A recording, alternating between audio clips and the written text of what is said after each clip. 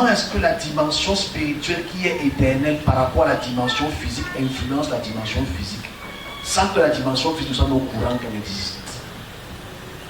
Parce que cette dimension spirituelle regarde ses enfants, regarde ceux par qui il y a des centaines d'années, il a fait un rituel pour entrer dans une dimension spécifique. Et cette dimension, elle doit la maintenir pour que les enfants qui suivent à perpétuité puissent continuer dans ces actions spirituelles.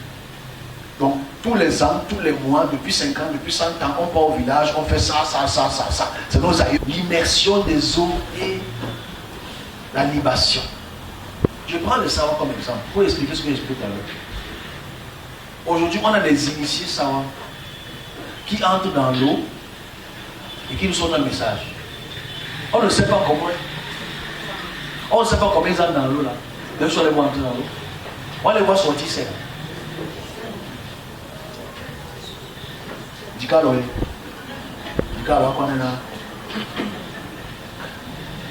sais pas si on se comprend. Mais ils sont chrétiens, bizarrement. Ils entendent le jugement comme ça. Mais dans le dicale, le message, ils entrent dans une dimension spirituelle. Ressortent avec un message de la dimension spirituelle qui domine idéologiquement la dimension physique. On décide de boucher les yeux que non, c'est rien de grave. On est les enfants de Dieu. Je ne sais pas si on voit à quel point il y a un problème, une dyslexie cérébrale aggravée. Je recommence ce que je dis, parce qu'en fait, je dis bien, si on ne comprend pas le côté de la dimension spirituelle qui regarde la dimension physique, on va croire que la dimension physique domine la dimension spirituelle. C'est là où on s'est trompé.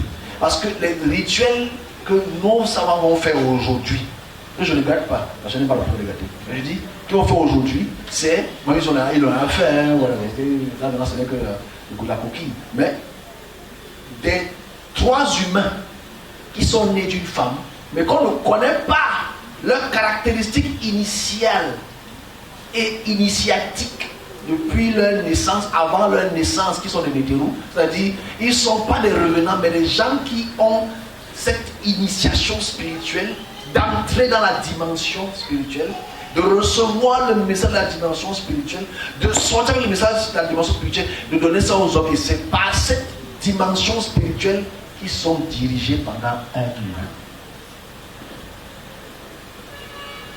C'est pour ça qu'on a la gravité. Et toutes les cultures africaines ont ces différentes formes de rituels. Donc ça veut dire que, hey, ah oui, je ne sais même pas si on comprend. On est là pour danser. Les savants vont danser. Et oui, on va, non. J'aime le. Non, je ne suis pas les savants. On est tous dans la sauce tomate. On n'a pas mis le poivre et le sel. Le véritable problème, c'est qu'on ne voit pas le problème de la dimension spirituelle qui domine toutes les cultures mondiales. C'est-à-dire que même le serviteur de Dieu reçoit du spirituel pour donner au physique. Je ne sais pas si on se comprend.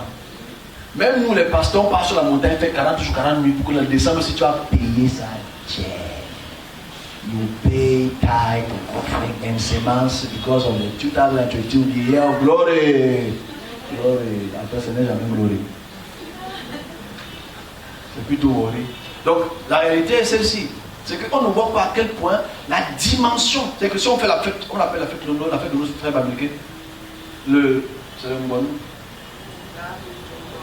Le Mbouanou. Enfin, tous ceux qui commencent avec.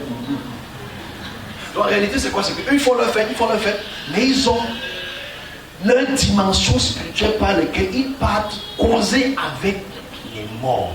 Enfin, eux, ils appellent les morts, mais c'est une dimension qui dirige un peu. Après, ils vont à l'église le dimanche. Jésus est bon. Ça, c'est de la comédie. Mais on aime la comédie parce que nous sommes dans un monde de comédie. Mais la réalité est qu'on ne voit pas à quel point, si tu regardes ça du côté opposé, la dimension spirituelle observe les actions que les hommes posent et nous attire vers leur dimension, vers leur compréhension, vers leur concept, vers leur façon de marcher, vers leur façon de vivre. Voilà ce langue que je veux qu'on puisse regarder. Et comme j'ai insisté encore au départ, c'est que cette dimension spirituelle n'est pas dans la même chronologie temporelle. C'est pas le même temps. Parce que les gens qui ont 100 ans, depuis qu'ils sont morts il y a 100 ans, sont encore jeunes. Ils ont le même visage. Ils reviennent vers toi. Ma fille, mon garçon, ma fille, mon garçon. Voilà. On ne vieillit pas. Tu pratiques ça. J'ai fait ce que mon grand-père m'a demandé de faire. J'ai fait ce que ma grand-mère m'a demandé de faire. J'ai fait ce que le peuple savant m'a demandé de faire. J'ai fait ce que le peuple m'a demandé de faire. J'ai fait ce que le peuple... whatever. On ne voit pas donc les diversités dimensionnelles spirituelles qui dominent le monde. Parce que ce n'est pas qu'un seul domaine. Parce que le domaine de savoir, c'est pas le même domaine que de la vie. C'est une autre dimension. Et chez l'Afrique, il y a peut-être une centaine de différents domaines spirituels qui pratiquent des choses différentes les uns les autres et qui sont des communicants entre leur monde ou leur dimension spirituelle et la dimension de leur village. Donc, sur ce petit exposé, je prendrai des questions. Où va-t-on? Puisque cette dimension spirituelle n'a pas de temps. Donc, quand tu meurs, naturellement, tu y vas.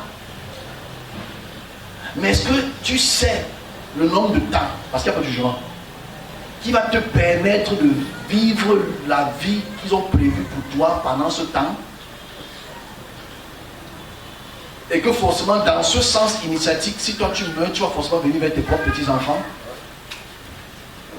Tu vas venir par tes petits-enfants. Et cette culture, cette tradition va continuer à se perpétuer depuis des générations, des générations, des générations. Gagne. Qui est ignorant? Qui connaît? Où va-t-on? Qui prétend? Dans l'ignorance, on est obligé d'accepter la généralité. Dans l'ignorance, on est obligé d'accepter la popularité. Dans l'ignorance, où va-t-on? Et cette dimension me fait peur. Pourquoi? Je m'arrête là, parce que j'ai fini. Je donne un petit message. Je sais, on est en train d'introduire. Ce qui me fait peur, c'est quoi? Ce qui me dérange et me fait peur, c'est que Dieu n'intervient pas.